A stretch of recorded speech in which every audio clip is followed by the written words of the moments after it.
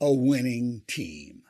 Baseball is my favorite sport, and with spring around the corner, I can hardly wait for the baseball season to begin. I love watching good teams get the right players, give the right instructions and strategy, and field a winning team. In my years associated with Dallas Baptist University, I've watched the Patriot baseball team put together winning teams year after year, bringing home championships and sending scores of players to the professional baseball ranks. Each year, they have to replace young men who've either graduated or been drafted by professional teams. And each year, they continue to assemble teams that compete at the highest level of collegiate sports. It got me thinking about the task of assembling teams for ministry and work. How do you identify good team members?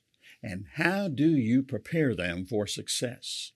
In his Maxwell Leadership Bible, John Maxwell examines the team that Jesus assembled to be his disciples. They were tax collectors, fishermen, and others who were unloved and showed little promise from a human perspective. Yet the team Jesus identified and taught became the team that shook the world.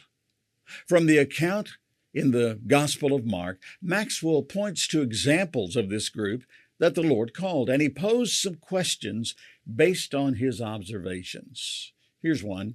What positive qualities exist that may be seen as negative behavior? I think of Peter, who said things and did things without thinking them through. Another question is, do the individuals show initiative even if it has been misdirected? And would these people add positive chemistry and unique value if placed on the team? Another question to ponder would be, are they hungry to become more than something they are now? Remember Jesus' words, you are fishing for fish. I'll teach you how to fish for men. And do they demonstrate passion that could be redirected toward God's goals? Could they play a needed role on the team? I'm sure there are other qualities and traits that can and should be considered. However, these speak to the issue of identifying qualities in a person that, if channeled in the right way, can lead to a strong team and accomplish great things. Yes, Jesus had a lot of teaching and training to do with the rough men he chose.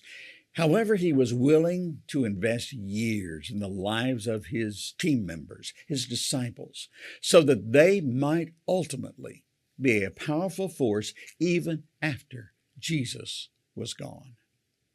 As I have watched the Dallas Baptist Patriot baseball team enjoy winning seasons year after year, I've thought about recruiting new team members. Many of them were overlooked by much larger schools with big budgets, yet these players have shown that with encouragement and investment in training and development, overlooked athletes can become elite team members and achieve great success. Okay, final note from the baseball analogy. DBU baseball coach Dan Hefner tells his team to get 1% better each day. That seems like a small, highly achievable goal, 1% better each day. What if your team got 1% better at using media to share God's hope with those they serve? What could be accomplished in your ministry with your team for the sake of the gospel?